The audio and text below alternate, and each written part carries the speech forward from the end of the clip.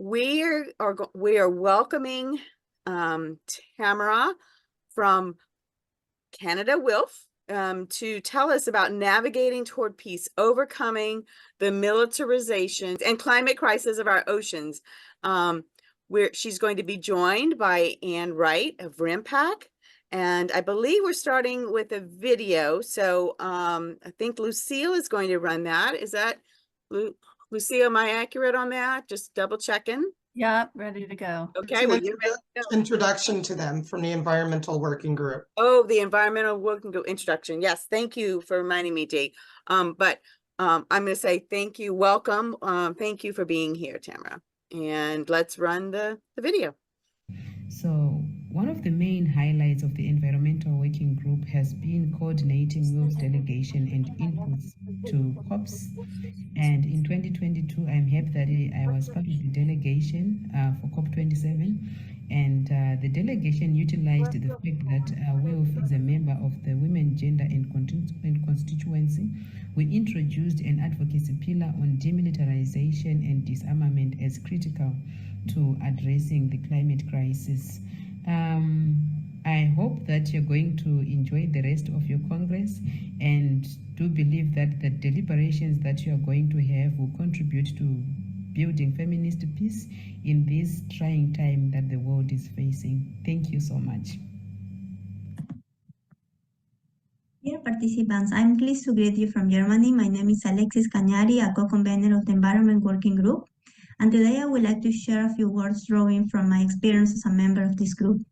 Within the Environment Working Group, I've had the opportunity to meet committed women from around the world who are working at the intersection of peace, feminism, demilitarization, and environment through activism, which includes organizing webinars, presenting open letters at the national and international levels, developing policy briefs, and joint campaigns, as well as implementing concrete actions that respond to their specific context.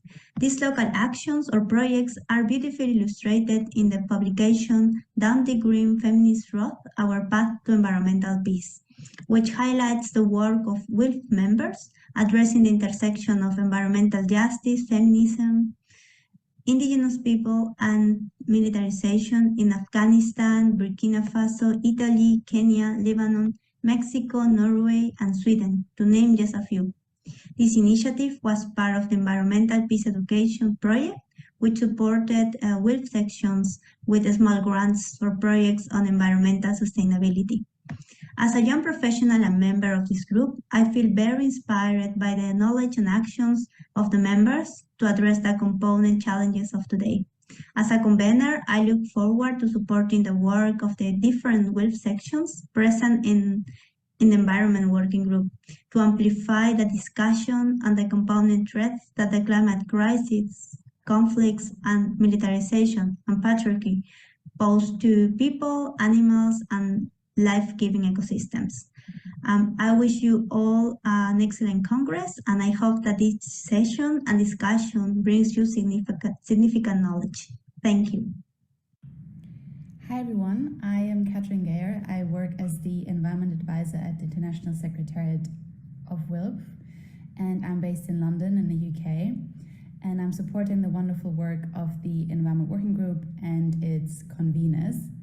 And as you just heard from two of the co-conveners of the Environment Working Group, it's a really wonderful space for joint strategizing, mutual exchange, and learning. And I would like to provide a little bit of background on the EWG. It actually has worked around the intersections of peace, environment, and feminism for over 2 decades. It was founded in 1999 and has since brought together a really diverse group of WILPF members from across the globe. And the EWG has currently over 70 members and benefits from really active participation of members from WILPF sections as diverse as Cameroon, Canada, DRC, Finland, Germany, Ghana, Italy, Norway, Togo, the US, the UK, and Zimbabwe, amongst others.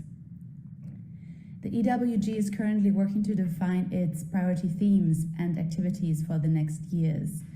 And these themes continue to focus on the manifestation and impacts of war and militarization on the earth in all its forms, with a special interest in the links of militarism and the climate and the oceans, as well as the centrality of access to water and food security in contexts affected by ecological crises, conflict, privatization, land grabbing, and occupation. So the theme of this year's Congress by the WILPF US section could not be more pertinent also for our EWG members. Every WILPF member can join the EWG and participate in its monthly online meetings, join the email listserv for an exchange of ideas and resources, and also share their expertise or relevant work via a recently launched webinar series, which we call Sharing is Caring, Members Deep Dive into all things ecology, peace, and feminism. And so if you're interested to join the EWG, please write to me at Katrin, katrn.geyer@wilpf.org, and we will look really forward to welcoming you in the group. Let me just turn finally to your great speaker of today, Tamara Lorincz. Tamara was the EWG convener up until early this year and has been really instrumental in advancing the EWG's work, in particular around mobilizing for COP27, which took place in Egypt in 2022, where she highlighted the intersections between the climate crisis and militarism, as well as shared her wealth of expertise and insights on various unique aspects of these intersections, including the threats around the militarization of the oceans. We're really grateful to her for her energy, her enthusiasm, and real activist spirit, and I'm sure that you are all in for a treat and will learn much from her expertise and analysis. I wish you a really fruitful conversation and a wonderful rest of your Congress. Thank you so much. Thank you, Tamara, and thank you, Anne, for your presentation today. You are free to introduce yourselves and some of the work you do, and we will listen. Thank you.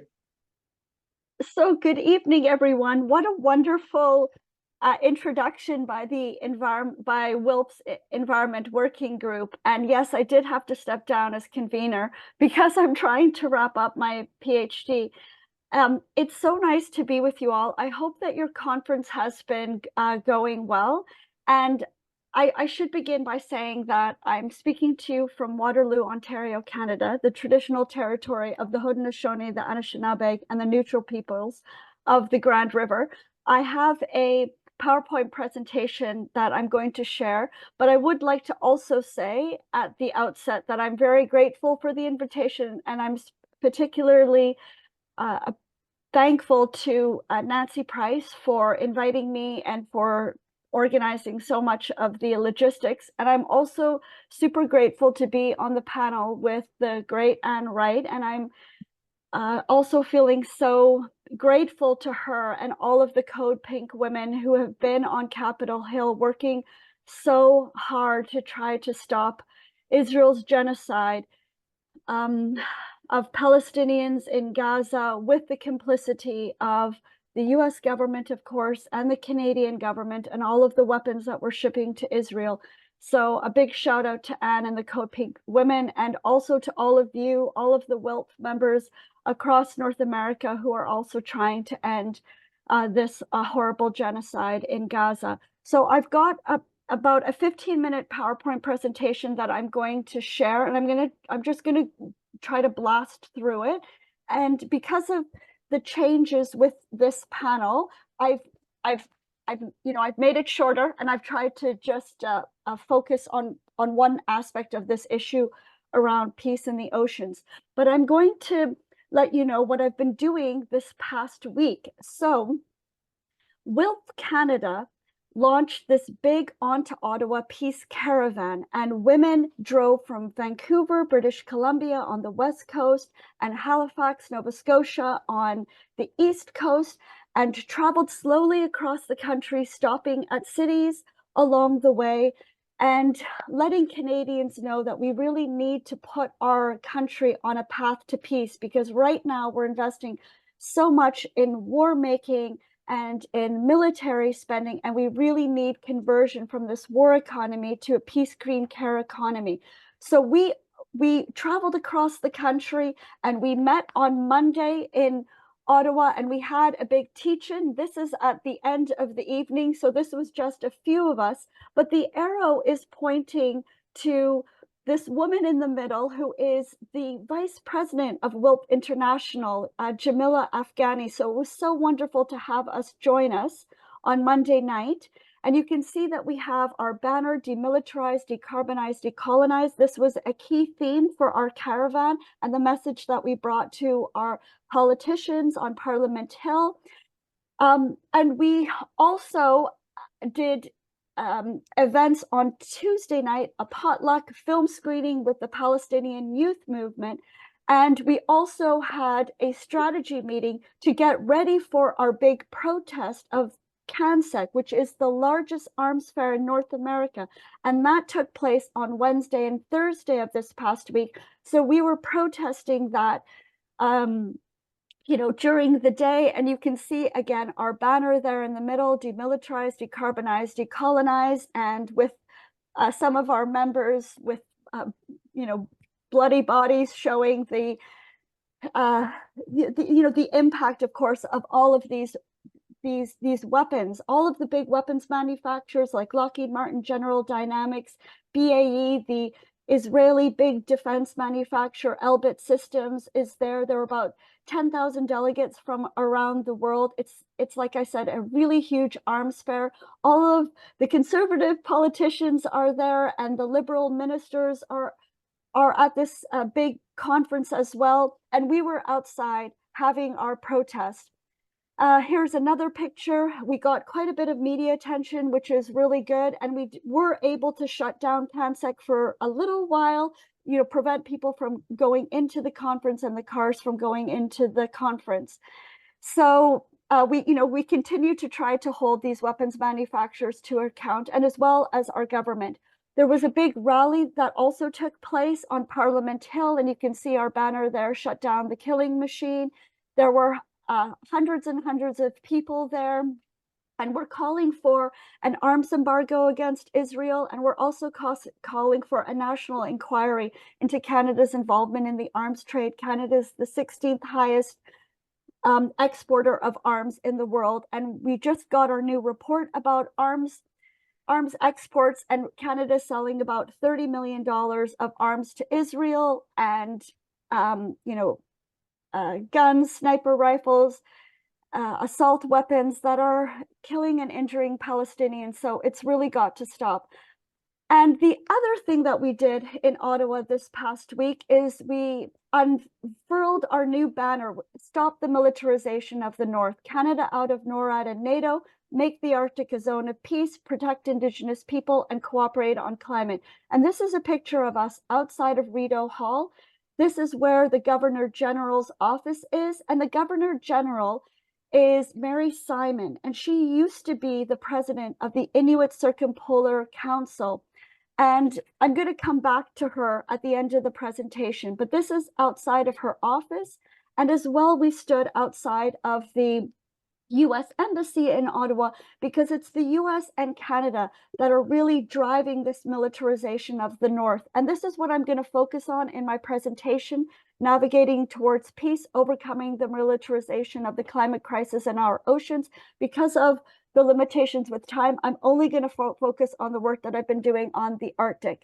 So the Arctic, of course, is a fragile oceanic ecosystem. It's a polar region, part of the cryosphere, and the cryosphere means it's the ice part of our planet, and it's really a crucial in terms of regulating the global climate system as well as the ocean system and currents.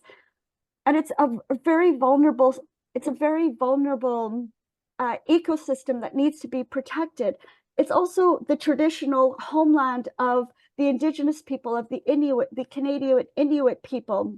It's called the Inuit Nunangat, and it accounts for 40% of the territory of Canada. So the the circumpolar region, the Arctic, is, comprised of 8 Arctic countries. So Canada, Denmark, Finland, Iceland, Norway, Sweden, Russia, and of course the United States. Russia accounts for 50% of the Arctic.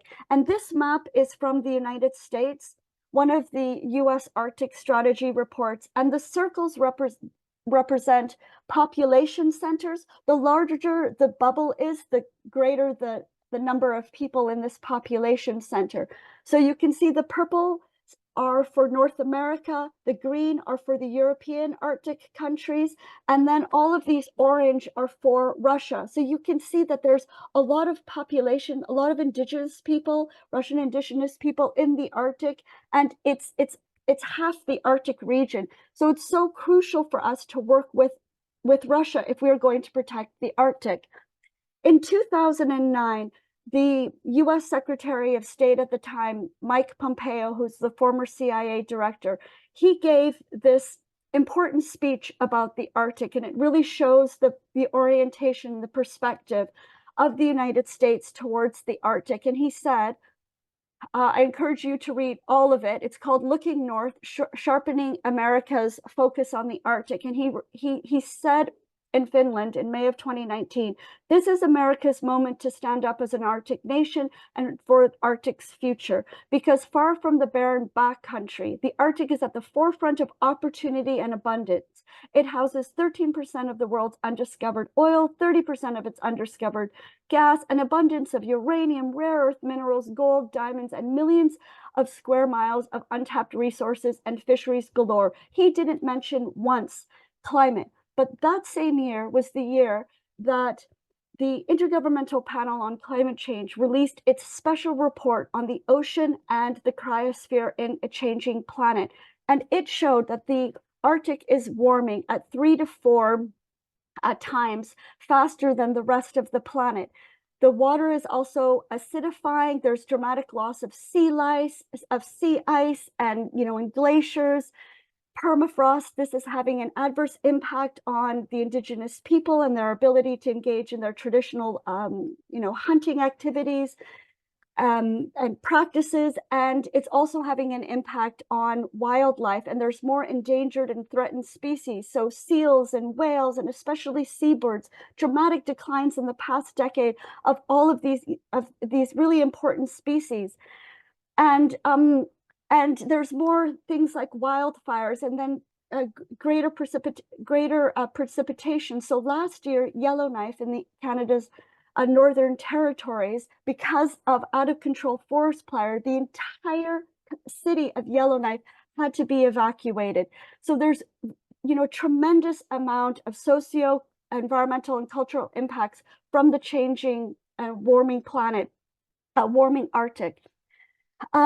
And in 2022, this is what's so troubling. Because the Arctic is warming, the US government and the Canadian government, sees this as a way to, grab these natural resources and to use the Arctic, for shipping and transportation and projecting force and power. So in August of 2022, for the very first time, NATO Secretary General Jens Stoltenberg came to the Arctic. This is him at Cambridge Bay, where there are these big Arctic radars.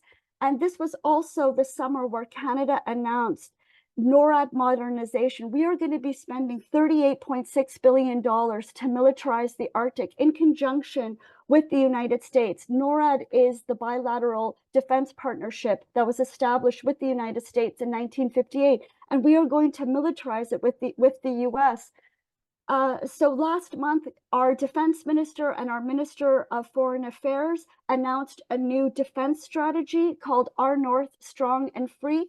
And it's a very costly and carbon intensive plan to militarize the Arctic.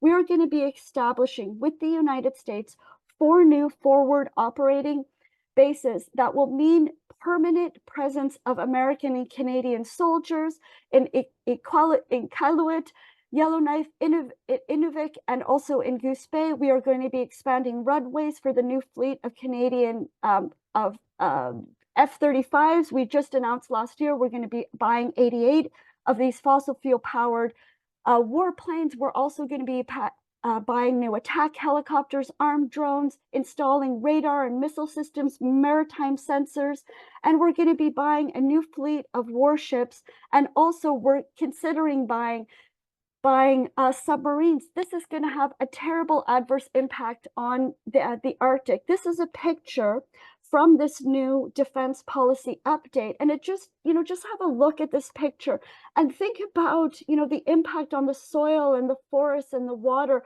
from all of this military presence and training in the Arctic. It's just terrible, and it's going to accelerate climate breakdown. And this is what I'm so concerned about. And just last week, NATO finished its largest exercise ever since the end of the Cold War, called Steadfast Defender 2024. And as part of this exercise that included about 90,000 personnel, there was one phase of it was an Arctic phase, and it was called Nordic Response. And there were about 20,000 troops that were operating from Norway doing all of these Arctic warfare maneuvers, and very environmentally destructive. So I have published about 3 articles about this, and I'll put that information in the chat if you would like to find out more about this. But I need to wrap up my presentation, so I'm just going to quickly tell you a little bit about the problem at the climate summits, overlooking this issue of carbon-intensive militarism of the oceans. So I've been following very closely the climate summits. I've been to the last 3 COPs, COP26 in Glasgow, COP27 in Egypt, and COP28 in Dubai.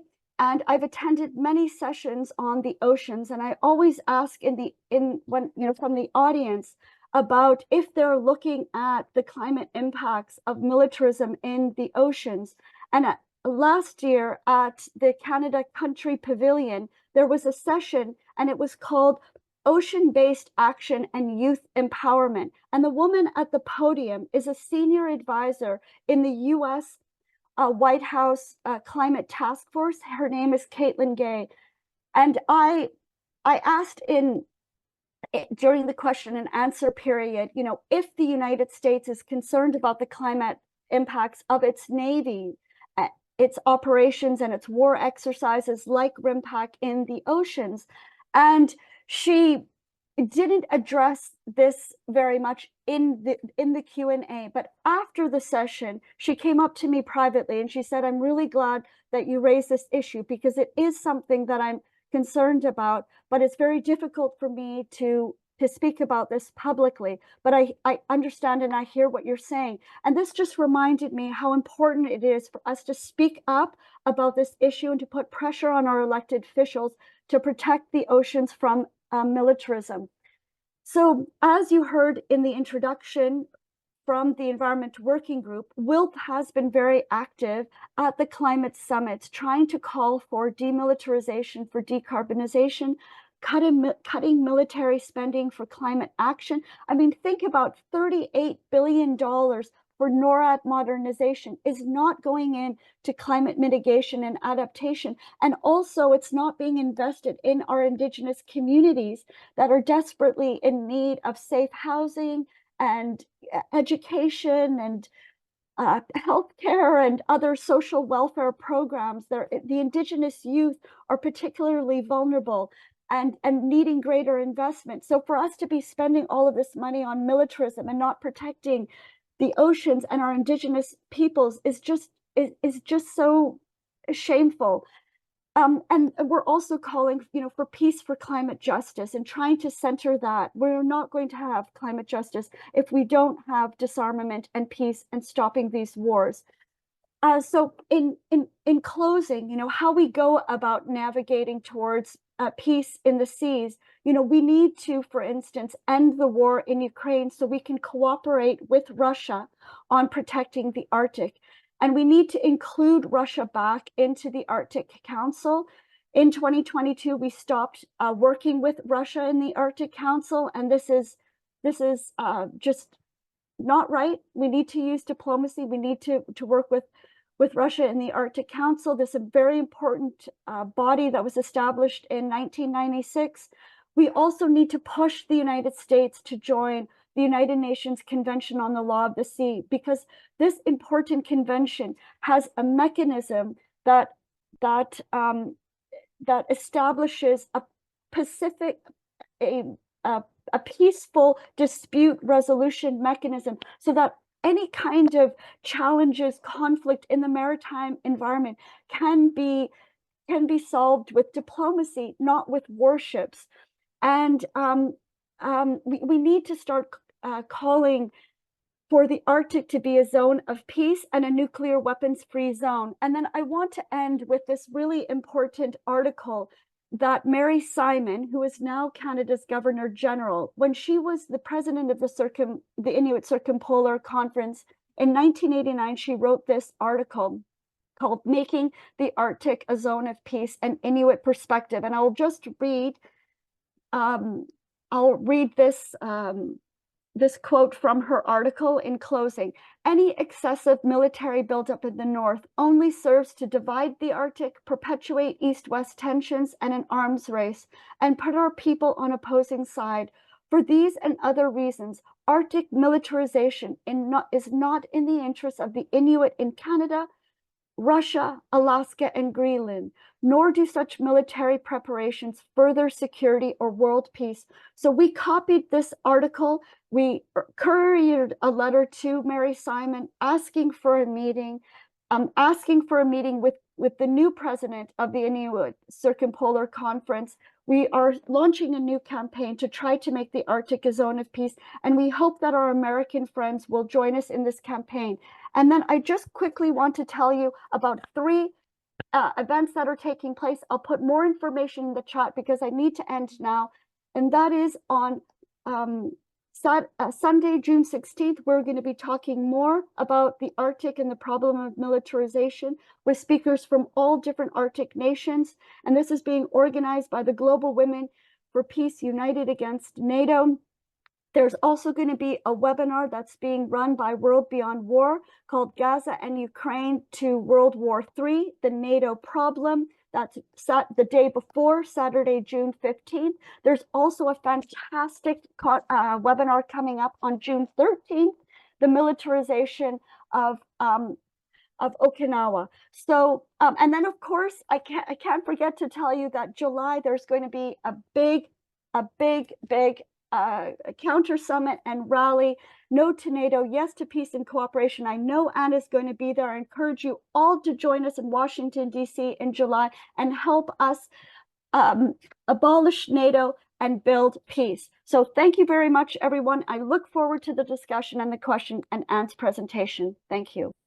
Tamara, that was really great. I mean, we all learn so much from you every time you make a presentation. So thank you very, very much for all of that. And if you haven't seen her presentation about going halfway around the world when she went to the COP, was 27, and then after that to Ukraine, to Russia, to Latvia, to you name it, and she was there traveling by herself to find out more information for us about all the militarization that's going on.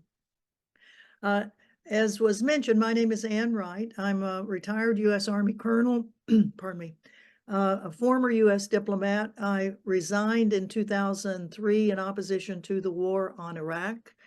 And I live in the occupied sovereign nation of Hawaii, but I am in the warmongering capital of the world, Washington, D.C. right now.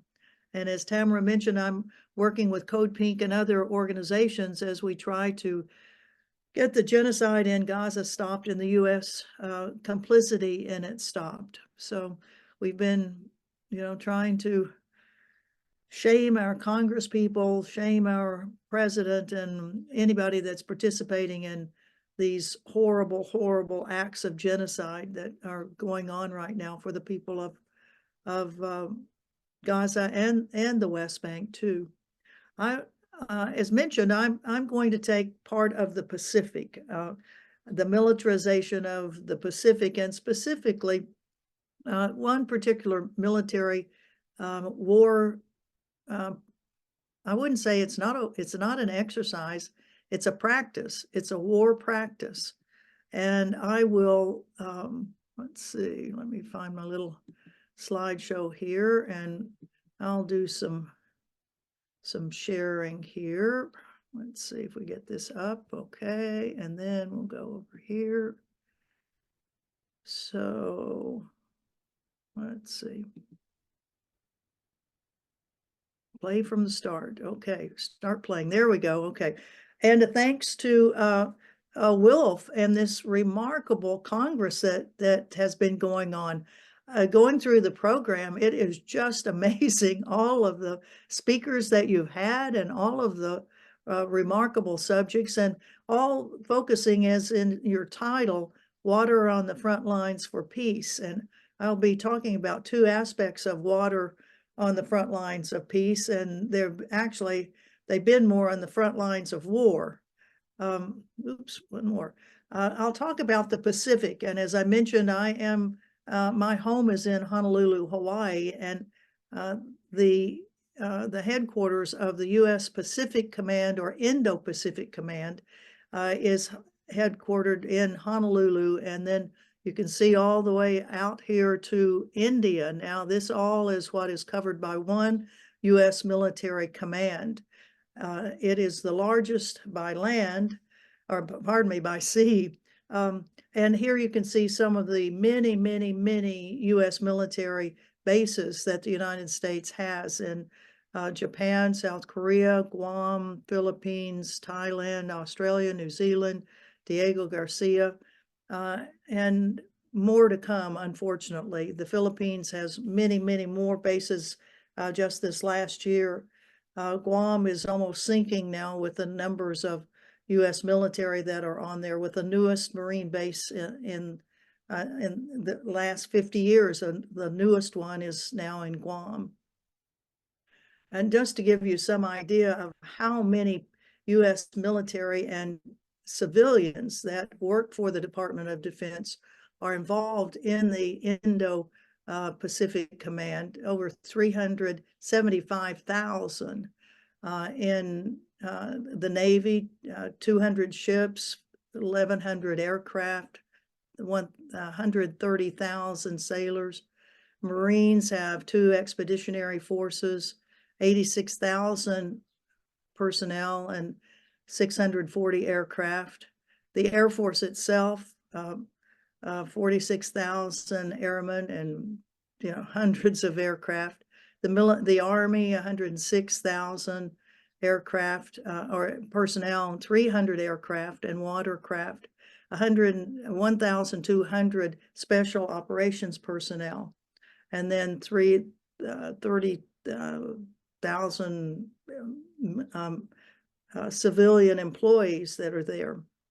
The specific thing that I was asked to speak about was a military exercise, a military war practice called Rim of the Pacific, or RIMPAC. And it is held every 2 years in the area around Hawaii. On the alternate year, there's a large military exercise, ground exercise, that's held in Australia. But it's now our turn out in Hawaii to host this large military war practice. 29 countries will be a part of it. 26,000 or 25,000 military personnel a part of it. 40 ships, 3 submarines, 150 aircraft, and 14 nations will be bringing ground troops, Marine and Army troops, that will be going ashore in various of the Hawaiian Islands. This will all be taking place June 26th through August 2nd of this year.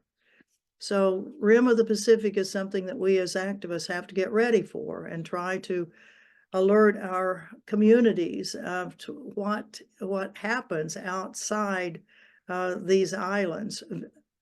As you can see here, these are some of the paraphernalia, military paraphernalia that they're using with jets, with drones, and all sorts of everything from aircraft carriers, destroyers, and now we have these unmanned surface vessels that are half as big as a destroyer. So it's quite a huge operation with all of these military forces arriving from all over the world. Now, Tamara was mentioning NATO in many of her slides, and indeed, NATO is a part of this military operation in the Pacific. Even though it's called North Atlantic Treaty Organization, NATO is a part of the Rim of the Pacific military exercises. And if you see here, out of the 29 countries that are a part of this RIMPAC, we've got 9 NATO members that are coming all the way from most of them from Europe.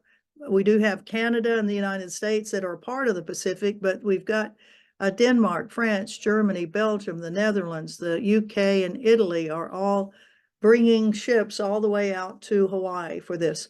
And then the NATO partners that we have in the Pacific, which are Australia, Japan, New Zealand, and South Korea, and also Colombia.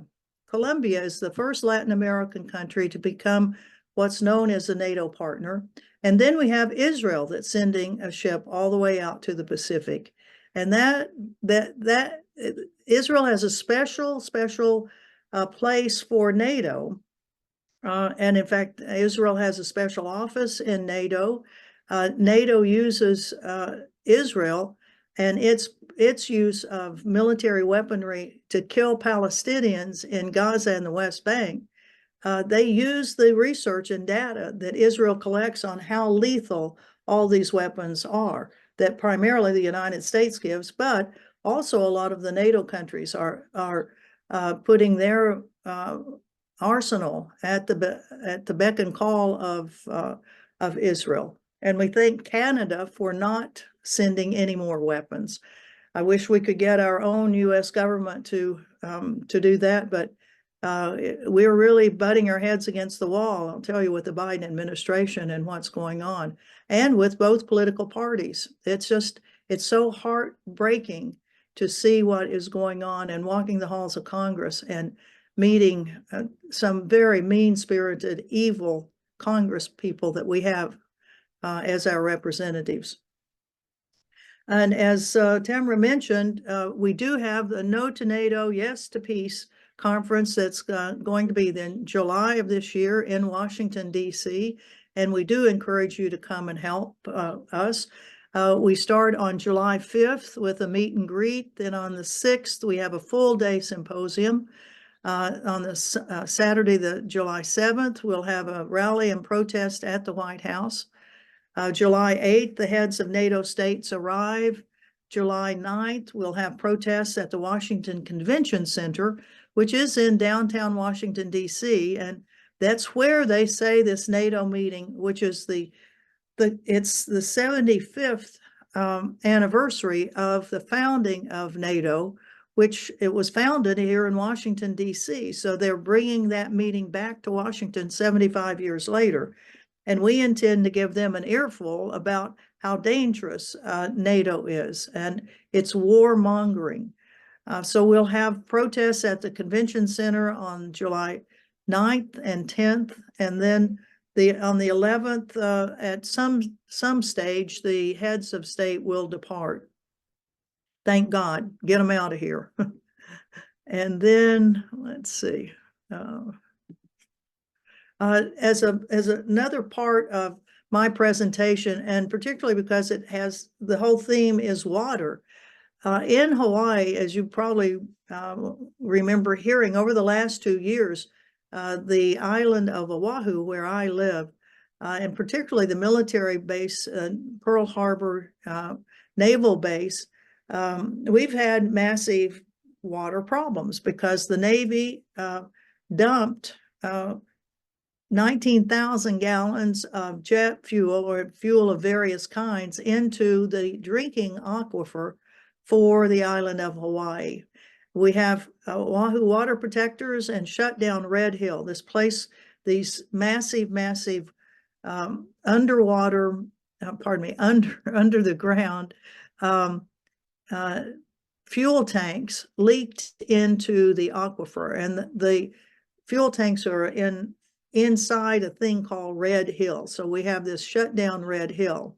And then it's been 2.5 years since the 19,000 gallons of fuel poisoned the drinking water for 93,000 residents of Oahu. And most of them were military families. And they are trying to get justice for the horrible effects that being exposed and having drunk even small amounts of water that have this jet fuel in it, that people are going to have lifetime medical problems from the poisoning by the U.S. military of the drinking water. So here in the WILPF Congress, Congress talking about water, I wanted to make sure that we talked about the military and its pollution of jet fuel, of PFAS, of all sorts of things that are dangerous for the people that live on the military bases, as well as the people that live around them. We know on Okinawa and Guam and Hawaii, virtually any place that there is a U.S. military base, there's going to be pollution, fuel leaking, and this PFAS, which has been a part of the firefighting gear that the U.S. military has used for decades. So with that, I will stop and thank you all again for the wonderful opportunity to be with you to talk about water on the front lines for peace, and to be available to answer any questions you have about my presentation. Thank you very much. Yes, thank you. Thank you both. Thanks, Tamara, for putting all those links in the chat. Very helpful. So looks like Tara has a question, and so these questions can be for either Tamara or Anne. And let's see, go ahead, you can unmute. Tara, go ahead. There you go. Hi, Anne. I just wanted to let you know, as the DC WILPF branch contact, that next month's DC meeting is going to be focused on organizing our calendars and our collective resources for the Yes to Peace. I'm calling it it's like Woodstock for Peaceniks. It's going to be a very exciting couple of weeks here, from the Poor People's March that's happening in the Poor People's Campaign March that's happening June 29th, all the way to the end, and then the Peace March, the Veterans for Peace March that's coming and arriving in DC in July, and then this I think this is going to be a really, really special occasion. And so I'm working with Ellen Barfield to make sure that we're, kind of organizing our calendars, figuring out what we need.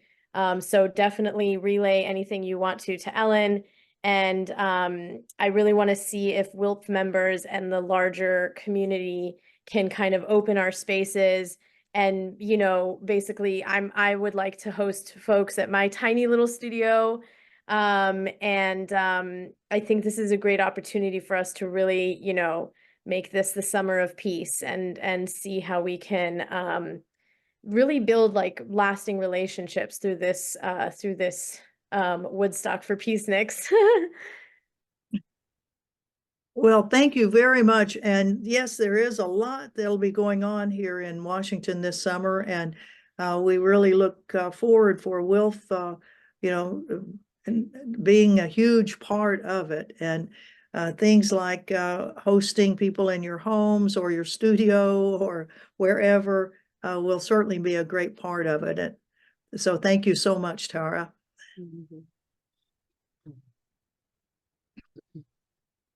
And Tamara's going to be there. You're going to be there with all your banners and everything. Yeah, I'm coming in July to DC for the No to NATO, Yes to Peace, and I'm bringing the banners. I have so many banners against NATO. This big one that says "Abolish NATO, greatest threat to peace and security." This is a quote from the former president of Bolivia, Evo Morales, in a interview he did, I believe, 2 years ago. He said that there needs to be a global movement to abolish NATO because it's the greatest threat to peace and security. And I absolutely agree with him. So I have that big banner. And I have another one that I brought with me to the climate summits that says NATO is a climate criminal. And it's a big one. So I'll bring that one too. And I have lots of buttons: Canada out of NATO, No to NATO, Yes to Peace and Cooperation. And yes, NATO is a climate criminal. I really am opposed to NATO. Good, thank you. Yeah. So I hope you come to DC. It's going to be lots of fun. We'll protest and we'll party. That's right. Nancy, you're up. Well, hi, Ann and Tamara. Thank you very much. I wanted to ask, with so much attention on NATO, which is deserved, of course, what do we do about educating people and raising the question about the U.S. command system, which has divided up the entire map of the world into different commands? So we have AFRICOM and we have the European Command, et cetera, et cetera. So is there any point to, and of course, I think the global command system gets a pass and sort of hides behind NATO's curtain. But shouldn't we also be talking about the command system? I mean, that takes a lot of funds from, the same way that NATO takes funds from human needs and the environment, and is just as much warmongering and needs to be exposed, it seems to me. So I don't know. I'd just like your opinion about that, your thoughts about that. Well, I'll start. Yes, indeed. And it's through these what they call unified commands that have split the globe up so that every inch of our earth is covered by some U.S. military command. And each one of those commands has an extensive land, air, and sea training program, exercise program. In the Pacific area alone, there are like 500 military exercises every year as a minimum. And the same for Europe, same for Africa, same for Latin America. Yeah, so focus on that would be great. Mm-hmm. I will just use this opportunity to give a shout out to Black Alliance for Peace for the excellent work that they're doing to try to end and shut down AFRICOM, Africa Command, and that was established in 2009. And just 2 years before NATO really destabilized and destroyed Libya, and Libya, one of the wealthiest countries in Africa, now one of the poorest. And when I was in Egypt for COP27, I listened to the president of Libya give a talk about how his country is struggling to deal with the impacts of climate change because the country is just is still really struggling and trying to rebuild, and they just don't have any longer the socioeconomic and political capacity to deal with these extreme weather events, sea level rise and dust storms and sandstorms and heat and drought and desertification and all of these impacts. So you're right, Nancy, the commands very much intersect with the global structure of NATO or and also it's intersecting, I see it intersecting with NORAD and this militarization of the Arctic and, The you know, the Space militarization of, Command. and Space Command Space now, you Command. know, everything is militarized, and we really need to challenge it and provide, you know, an alternate perspective. I mean, this is why I'm really trying to push this, you know, making the Arctic a zone of peace, reminding people that was the call 40 years ago in Canada, and it's something that needs to be heard again, and then, yeah, implemented. Yes, thank you. Tara, do you have something else to add to the, okay.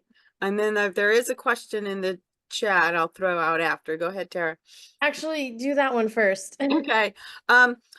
Lucille, if you want to throw it out, you can, but I'm guessing you put it in there because you wanted someone else to say it. But there's a question, and some of us have been fans of yours for a while. You know, I saw you in the the crossings video in Korea, and you know, some of us are big fans of yours, and Lucille asks, are you running for Senate, President, something? When can we vote for you? Well, that's most kind, but I'll tell you, after having been up in that Congress, I mean, that's a brutal, brutal place.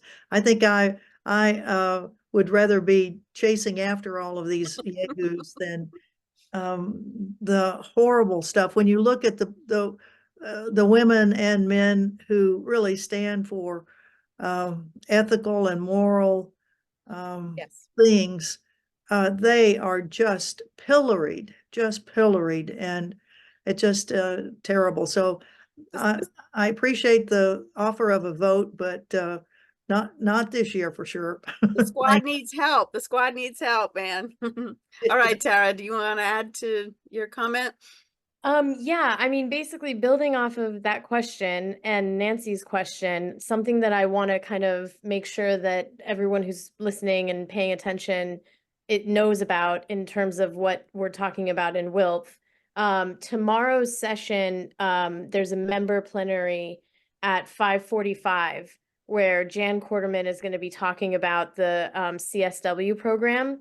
And basically, there's been a really interesting conversation within WILPF and then connecting WILPF US to WILPF International, talking about where we, you know, how do we use these spaces like CSW, the Commission on the Status of Women, or the Summit of the Future, or these other like large gatherings.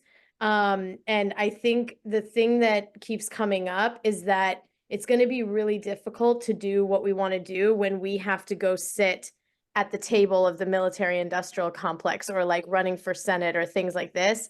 I think that we should really be investing in and figuring out how we create safe spaces for women-led revolution, so that we're the ones who are building the table, setting the table, and making it accessible to anyone who really wants to talk about peace. So for example, at this year's CSW, in the conclusions, peace was never mentioned. Robin Lloyd was the one who spotted this.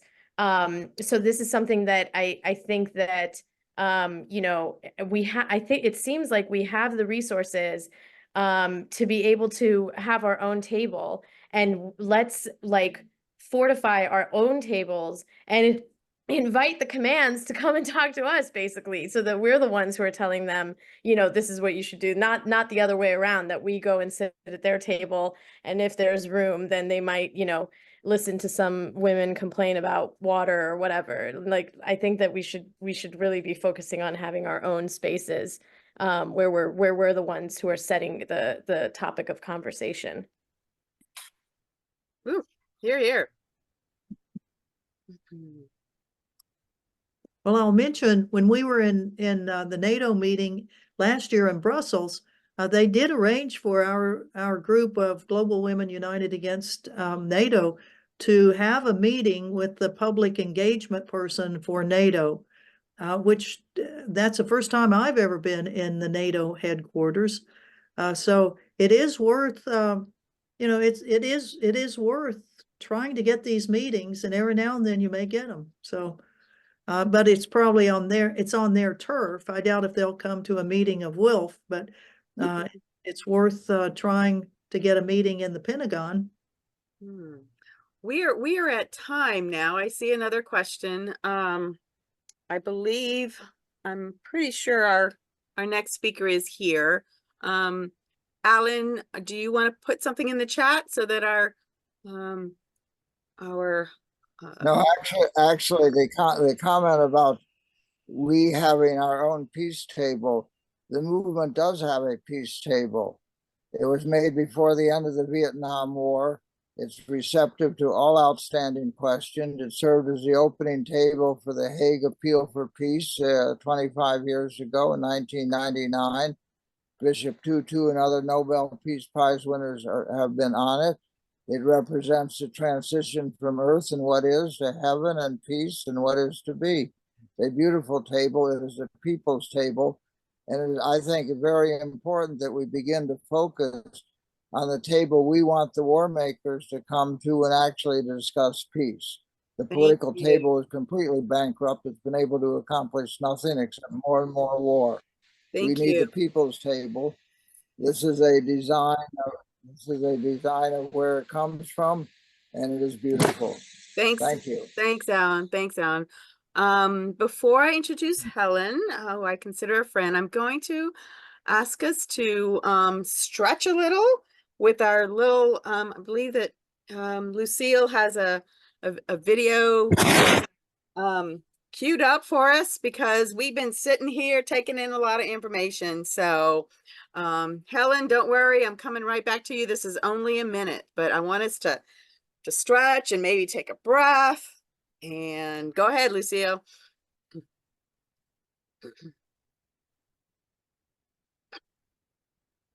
It's the right one, right? It's the chant? Yes, yes. Women's International League for Peace and Freedom, U.S. Section. Women's International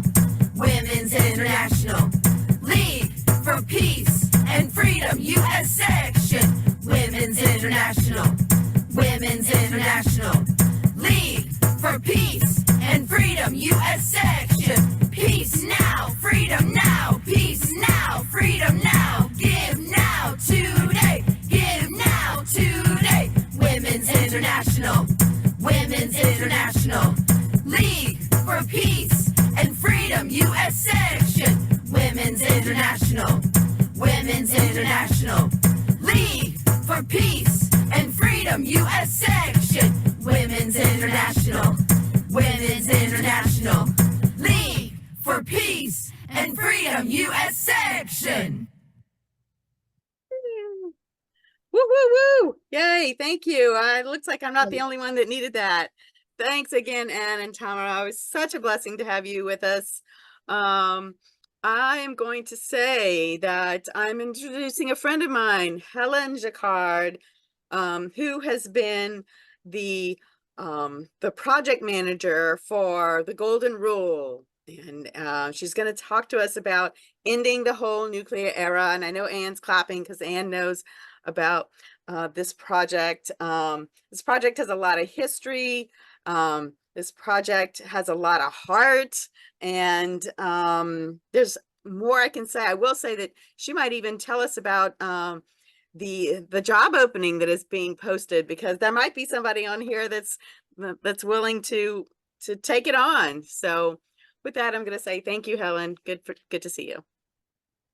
See you too, Tina, and I'm really happy to be here with all of you. I thought I'd cover some random thoughts before I get started on a more formal presentation. Jerry and I, my husband, Jerry Condon, and I just got back from Guatemala. And it's important to this particular thing because I'll be writing about the way that the Mayan people of Guatemala had genocide and continuing genocide against them. And part of the reason for that is to open the way for mining. And as you know, mining of any kind requires a lot of water and releases polluted water back into their very dry environment. And the thing that most affected me was when we visited a little family compound near the El Astor mine, and the woman there who's kind of the chief person in resistance, coordinating the resistance to this one mine, said because of climate change, they have not been able to plant their crops yet because their rain hasn't come. And so the US, and including our military, are directly responsible for that climate change. But the other thing that she said was because they can't plant their crops in time, there will be famine there. So how often do you hear about the effects of US and Canadian mining, especially gold mining, on the people of the other countries? So I wanted to share that with you before I got started about the Golden Rule. I also see that I need to contact Tamara separately because we're coming back to Victoria, DC.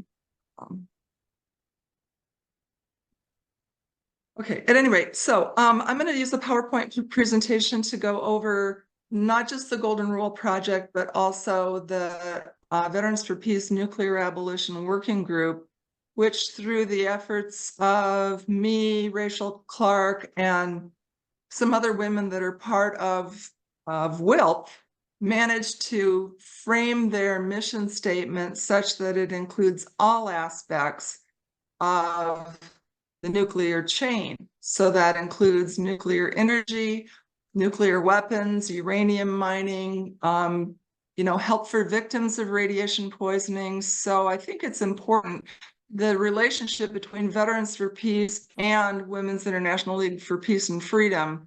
And I love it how often we are working together as almost the same organization sometimes. Is just fantastic. So I'm going to go ahead and share my screen. I do have the video queued up if you want it. I'm thinking that there's enough That's information here that I think I'll just cut that part of it a little bit short. Sounds So good. here's the Golden Rule sailboat, and I'm the project manager for this. It's owned by Veterans for Peace.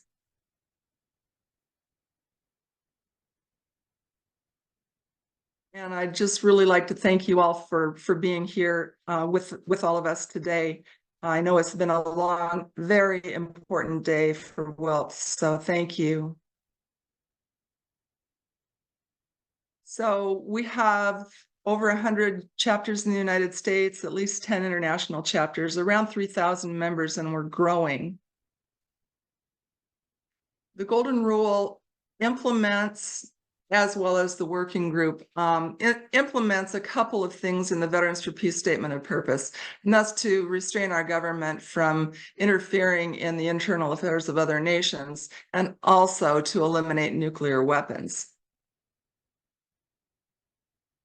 And just so that you know, in 2011, at the Veterans for Peace National Convention, we passed a resolution to encourage abolishment of nuclear power, and put that money into better energy systems. And so we have been on board for a long time with the whole get rid of the entire nuclear chain. So why would you get a small boat and sail it right into a nuclear testing zone? Well, because the 67 nuclear bomb tests in the Marshall Islands and some other tests caused a lot of radiation to be in the atmosphere. And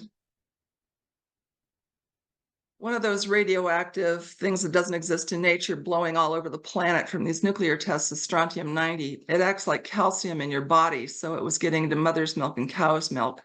And women were measuring their milk for radiation before giving it to their children. They tried, the public tried what they could to get rid of the nuclear weapons testing. And they were demonstrating in the streets, writing letters to the editor, to Congress, and it didn't seem like they were getting any traction.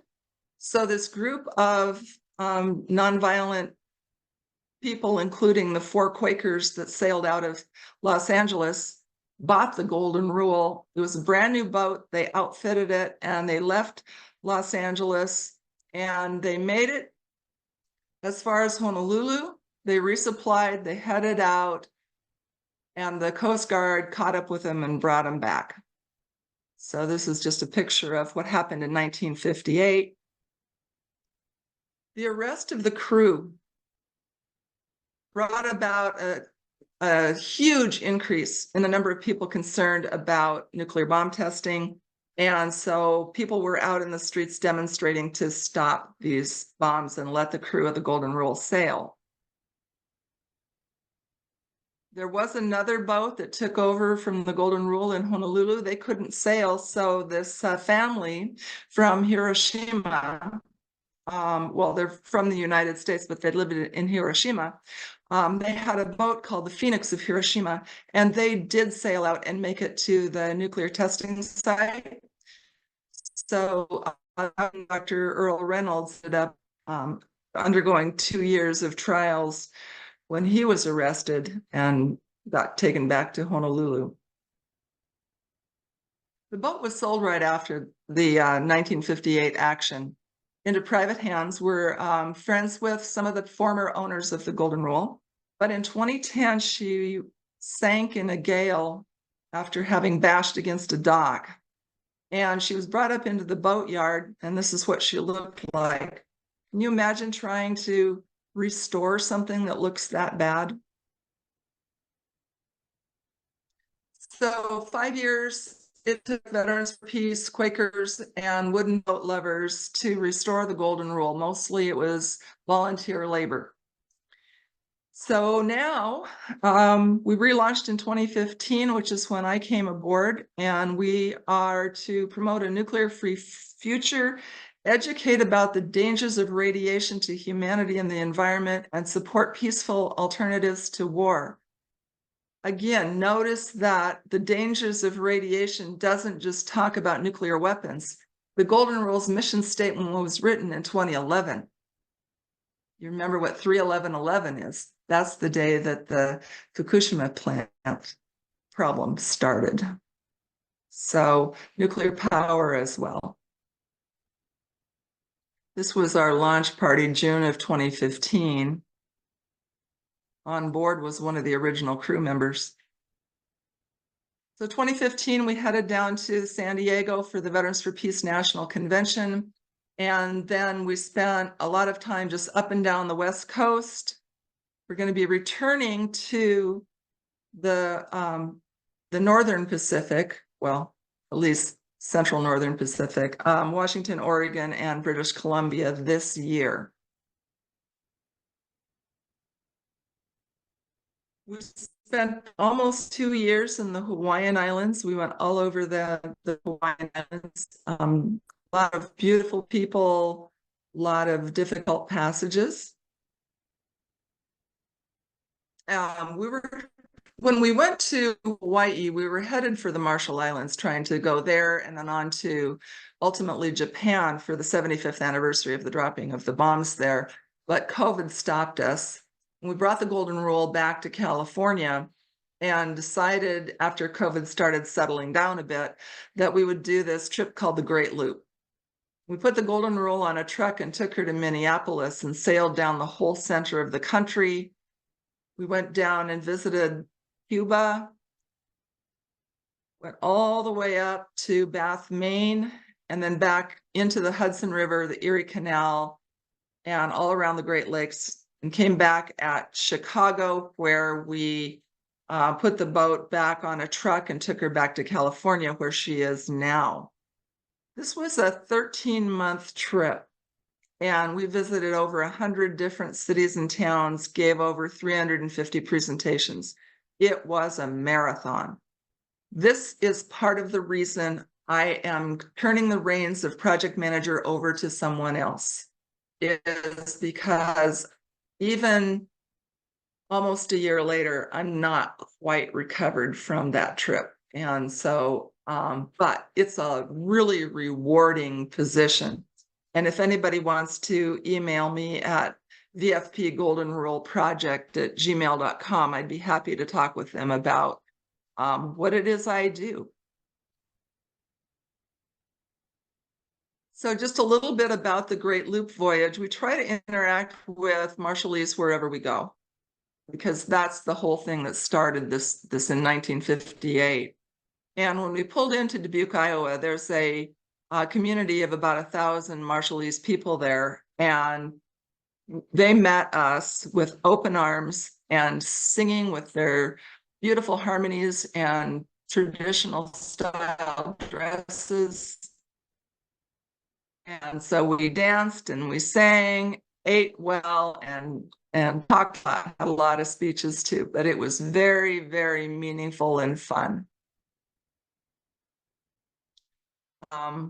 Then when we went to Cuba, Anya Anderson on the Veterans for Peace Board of Directors was at the helm, so sailed into Cuba. There's the delegation, half came by land and half came by sea. And some of the other things that we did, typical activities, we did peace picnics in the park. That's my favorite kind of event. I love to dance, and so lots of music. Commemorated Castle Bravo Day, the day that the U.S. detonated the bomb that was the biggest one the U.S. has ever used. We get mayoral welcomes often when we pull into port. You know, you can't just talk with people and get through usually. I mean, certainly in this kind of a situation we do and can, but anytime people are wanting to contribute with artwork and music and poetry and maybe street theater, things like that, it really makes a bigger impact on the general public. And then we love to do things like protests. So we were at the other Trident nuclear submarine base in Kings Bay, Georgia, where we had a really nice turnout, and we went and sailed up there and took a look at one of the nuclear armed submarines. We also, we're going to be doing a protest on Hood Canal near Seattle, similar to this, and like what we did in 2016, where we were joined by a whole bunch of kayak activists. So we had 14 kayakers in the water. We had 14 people on the Golden Rule and 6 on another boat. In 2016, we hope to do something similar this year.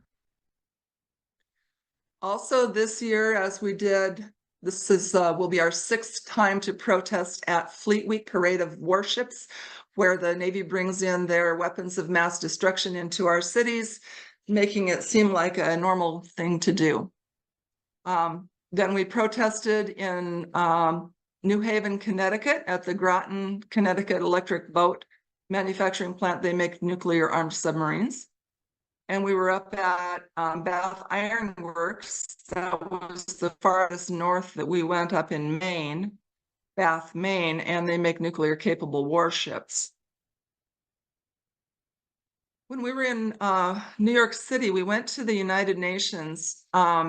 Mexico invited us to come to a meeting with 12 other missions came. We showed the 10-minute version of Making Waves, Rebirth of the Golden Rule.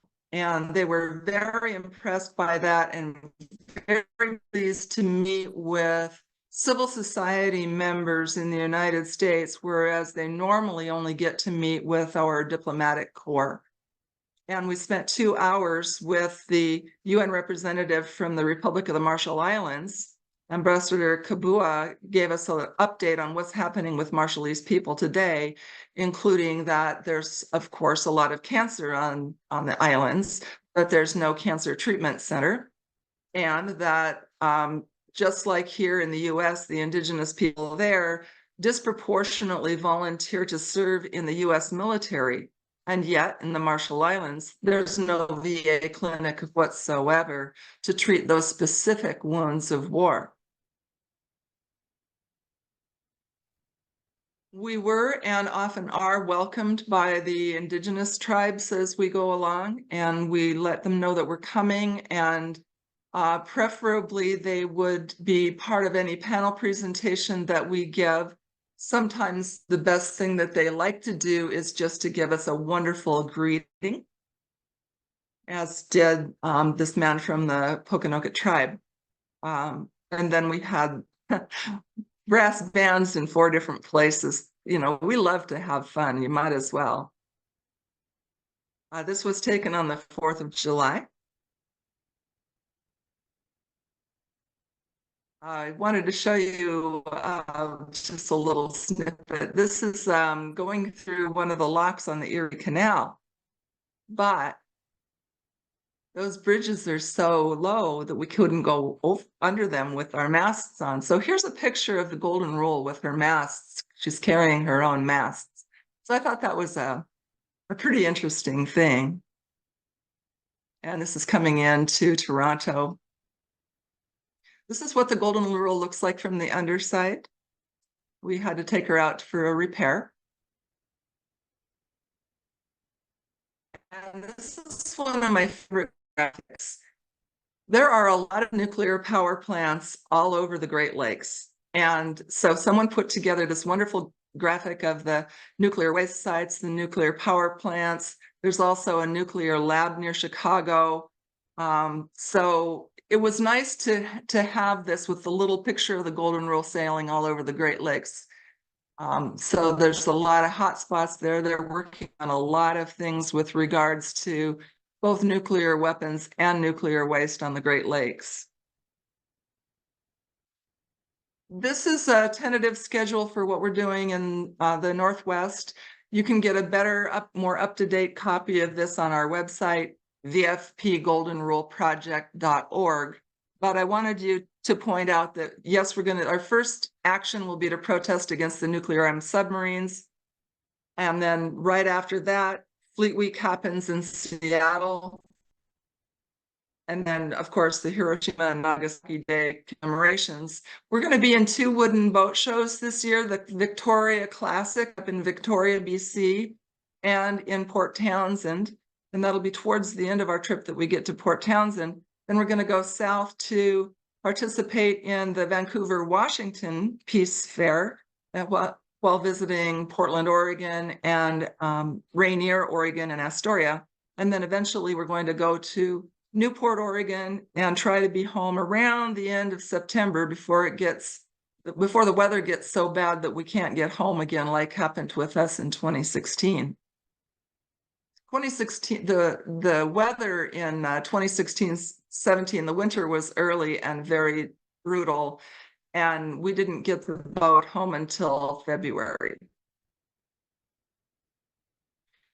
And anyway, here's some of the things we do. We give, of course, presentations, Fleet Week protests. This was the protest in 2016 against the Bangor nuclear submarine based near Seattle.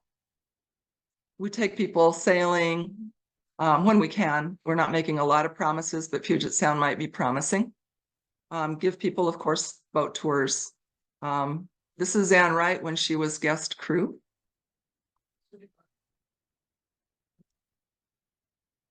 So we are a weapon of mass education. We talk about weapons testing, the lasting effects that's had on people and the environment, how nuclear weapons were used in war, and their threat of use is another use for the nuclear weapons for total global domination.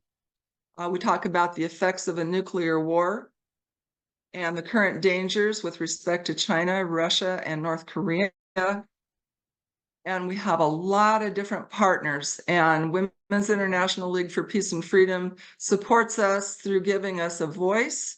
I'm a member, and it also, they've given us a grant to help with our operations. So I would like to again thank WILPF for their long-lasting support of this project. And then there's a lot of actions you can take. Just, you know, pick something and get involved is what we usually say. But citywide, you can get resolutions passed to support the UN Treaty on the Prohibition of Nuclear Weapons. Other back from the brink measures, ask them to join Mayors for Peace.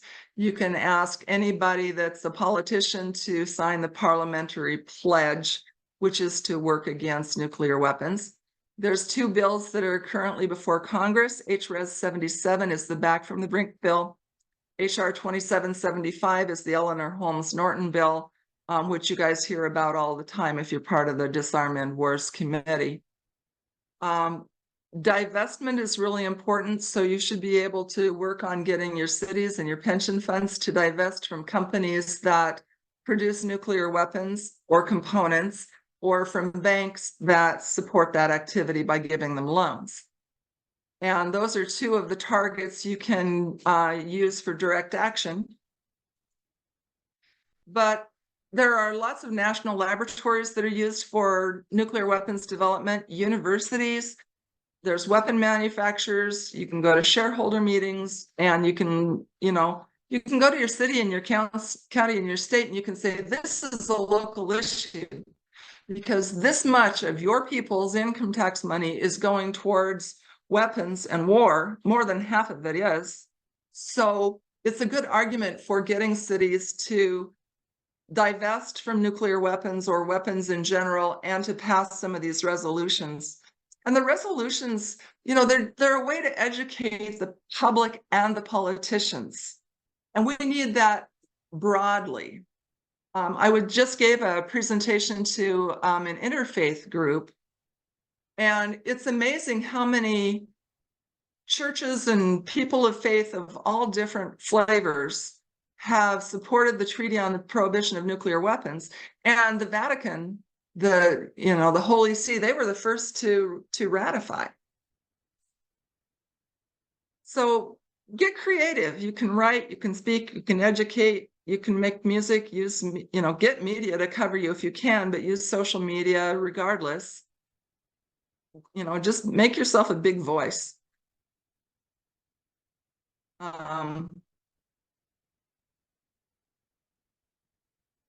I have time to talk about the Nuclear Abolition Working Group? I think you do. I was just checking the clock, and you do. And I'm sure there'll be a few questions. I was trying to share my pictures from when you visited Philly, but I'm having trouble putting them in the chat. But I'll say something after you talk about this. Okay. So the Golden Rule was pulled up ashore in 2010. And about that time, we started creating working groups within Veterans for Peace, similar to the issues committees of WILPF. Well, it wasn't until 3 years ago, 2021, that the Nuclear Abolition Working Group of Veterans for Peace really took off. And now we have a lot of members, and we give webinars that are open to the public. On our previous one, we had over 300 people sign up, and about 150 people attended. So we're really gaining momentum as far as people learning about the working group and deciding to participate with us. And specifically, what is a working group specifically, Helen? A working group is really similar to a WILPF issues committee. Okay. So it's issue-based rather than location-based organization, where there's several of them. There's a climate change and militarism one, for example. There's one, there's a China working group. But generally speaking, these are issues-based. So this is an issues-based, and nuclear weapons and energy and everything else based working group.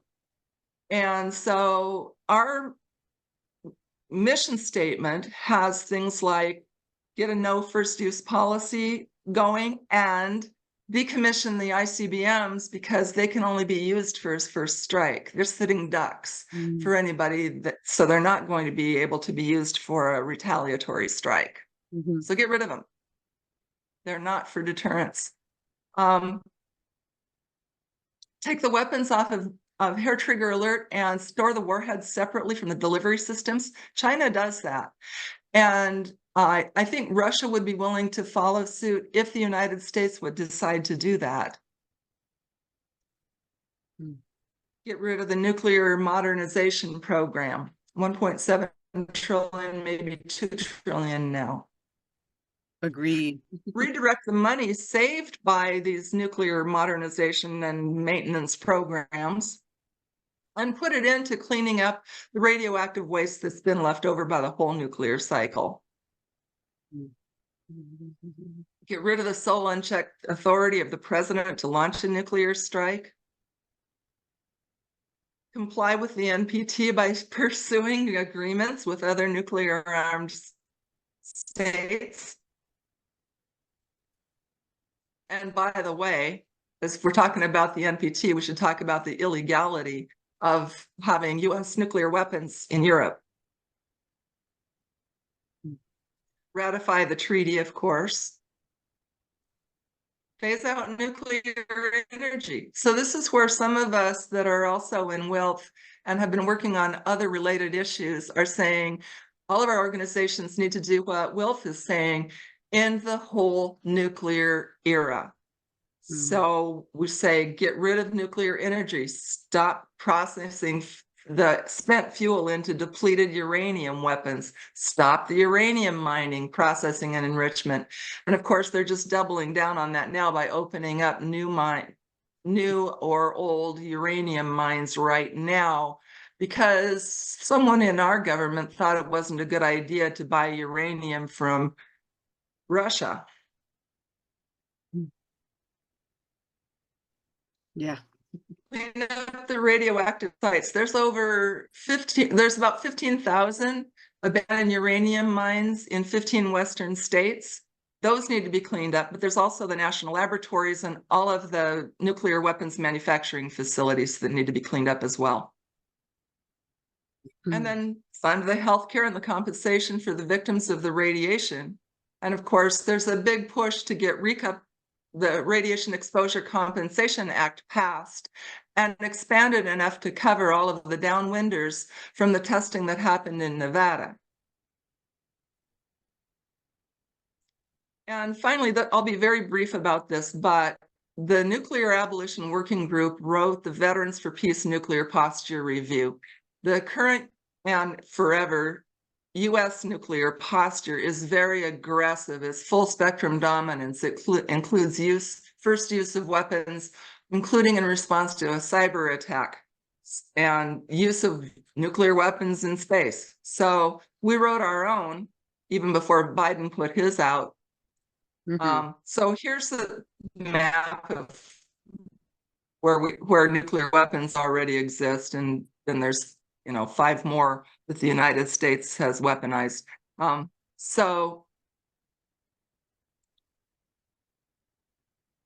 what we have is a document that discusses the relationship between the United States and the other nuclear armed countries and looks for opportunities where we have missed opportunities and could recover those opportunities to talk about nuclear disarmament. So like re-implementing these treaties, getting our nuclear weapons back out of Europe. These things would help Russia feel safer, and us as well. Get rid of the South China Sea threats to China. And that also would include, I believe, some of the things that are going on in Korea. And get rid of the nuclear submarine sales to Australia. Those are threats to China. We don't want to have a war with China on top of the one we've already got going on with Russia. Implement common sense measures, just like we had in the 1994 framework, whereby North Korea got rid of its nuclear weapons program.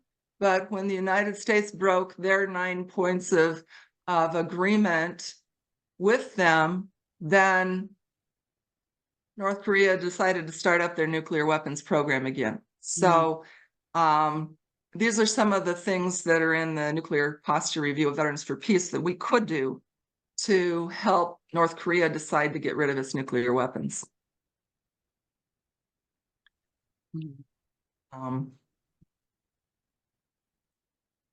Let's get rid of the idea of nukes in space. Yes. The U.S. is not wanting to sign that Russia's proposing. So that's the kind of thing that we've done. I don't have, today I didn't show you a slideshow about the Great Loop, but there is one online. If you go to our resources page, you can see some cool pictures of the Golden Rule along the Great Loop. Yes, and I was going to start the questions off by kind of building on your comments about a party, that when the boat comes to town, it's a good time for a party. People are they interested, they like to hear the story about the boat. They like to come out and you know at the pier, whatever it is, and welcome the boat, and then all those other things you were talking about can kind of build from that.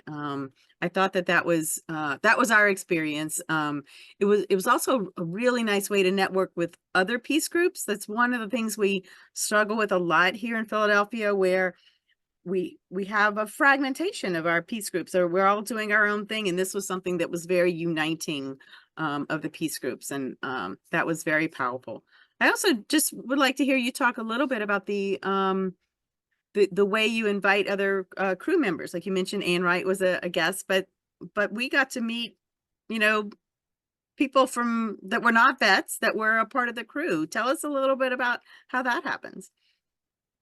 Well, speaking of not vets, anyone that is interested in ending all wars is welcome to join Veterans for Peace. We are primarily a veterans organization, but I'm not a veteran, and I've been a member since 2006.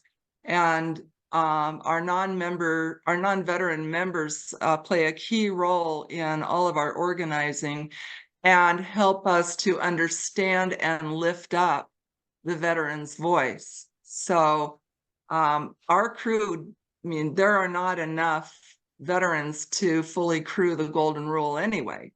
And so we invite other people to crew. Our crew schedule for this year is fairly full. And I'm actually trying to work hard on figuring out where everybody who can't be on the boat can participate as shore support and still have a place to sleep this year. We've got a lot of participants. It's wonderful. That is a good problem to have. Lots of volunteers. Yeah. And since putting out the call for a new project manager, we've had, a handful of people contact me. And so we will definitely be looking seriously, but we're also wanting to get somebody on board fairly soon. The sailing season starts 15th of July. I would love to have somebody aboard before that for training. I will be acting as co-manager through the end of the year, and then I'm stepping down quite a bit, but I'll still be involved, of course. How could you not be, right? Sure. Thank you for your service. When did you start in this role? I think you said that in February of 2015, okay. Veterans for Peace put out a call for people to help finish the boat. And Jerry and I were living in an RV at the time. So I said, hey, I kind of like that kind of work. Let's move our boat into the boatyard. And we did that. And as a former computer programmer, as we got close to finishing the boat, we needed crew. So I put a crew application form online, and I tested it by filling it out, and ended up joining the crew on the maiden voyage. Oh. And it became obvious by the end of that first voyage that this wasn't going to go anywhere without a project manager. We needed a visionary, a mentor, so I took that on. What a story. Jan, you're unmuted. Go ahead. Yeah. Thank you, Tina. And thank you, Helen, for being here. I just wanted to share some of my observations when the Golden Rule came down the Mississippi. And, as you know, Iowa's right in the middle. We're one of the lands between two rivers. And there's not a lot of sailboats on the Mississippi, but the Golden Rule was certainly there. And I just wanted to share that every stop that we made, every presentation that the crew made was so well attended, all ages, everybody was there, and they really appreciated the information. And then Helen asked me if I wanted to be a deckhand, so I immediately said yes. So I spent a couple of days on the Golden Rule. It was just a very two of my most memorable days ever. So thank you. Lois, how about you? You were there when Kiko was there, right? Kiko was there, yep. One Run, Women's UN Report Network, and WILPF have been involved in the demilitarized zone, the DMZ, and we have had direct communication with the Special Rapporteur in North Korea. It's a tough time, but we did have a march of women at the DMZ. We have had panels almost every Human Rights Council, and I think it'd be great to have you on the panel one day. Oh, well, I'd be happy to, and I actually have some news from Korea. So, as I said, we were trying to get to Japan, but COVID stopped us, and we were hoping to go to Korea with the Golden Rule. Well, there was a man there, his name is Brother Song, and he's been involved in the many, many years of protesting against the Jeju Island Naval Base. And when he heard that we were not going to be able to come after all, he bought a boat. It's called Jonah's Whale, and outfitted it, learned how to sail it. So the Golden Rule has directly inspired the founding of another peace boat. And they sailed from mainland to Jeju Island to Okinawa and Taiwan on a peace mission. It was a 107-day voyage. And one of those crew members will be with us during our whole sailing season this year. Wow. So I hope to have her tell the story during our presentations this year. I'd like to see that. Thank you. Okay, Tamara, you're up.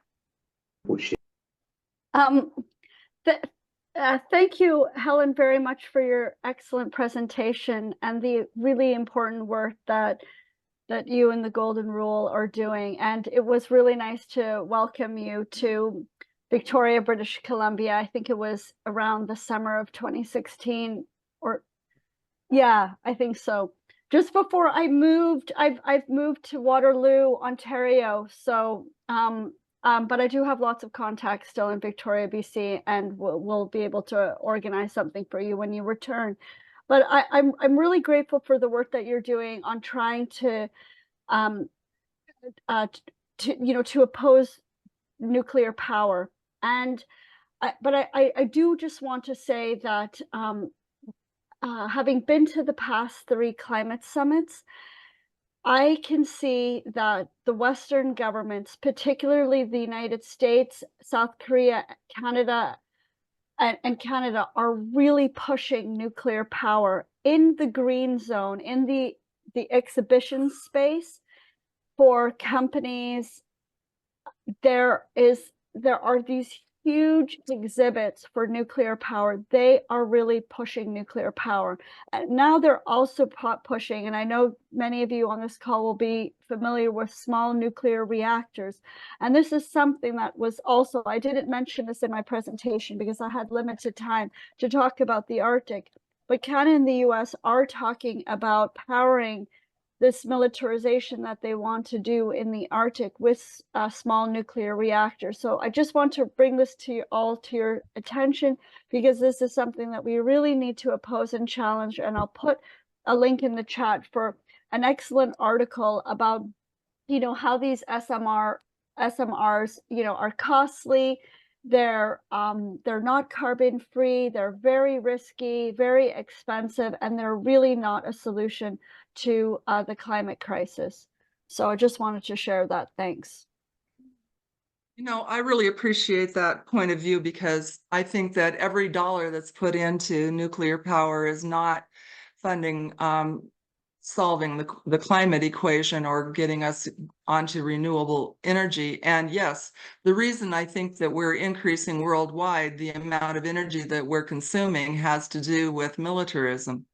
So we're starting up a bunch of new and expanding old bad industries that need to just go away. And yes, there's some really good articles about why no nukes, why no small modular nuclear reactors.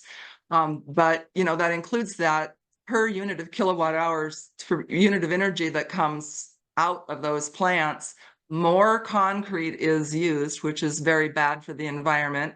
And they produce more and more dangerous waste products. So there's a lot of different reasons why we shouldn't be going that direction. Thank you.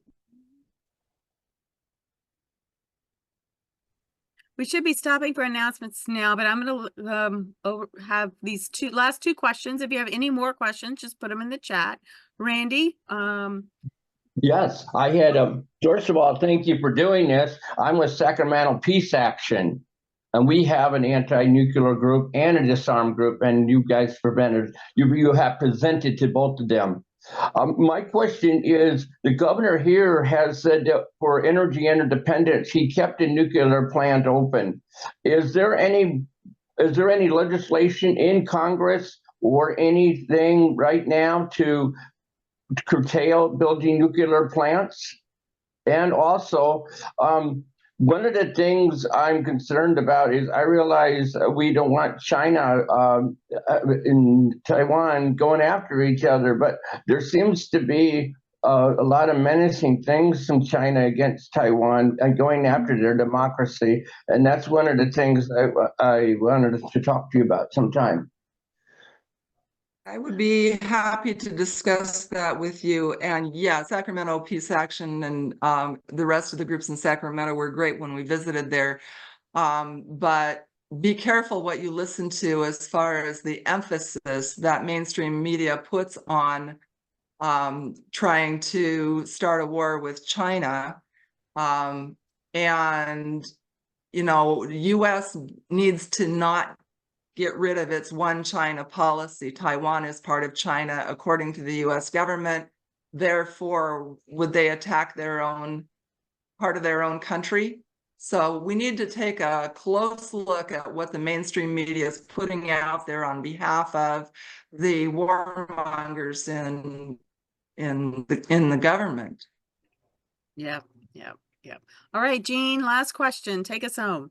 Thank you. I had correspondence with the physicist who did the research and the study in Germany, which led to the end of building nuclear reactors in Germany, because they found leakage. They found a correspondence between the leakage and its effect on babies and children in Germany.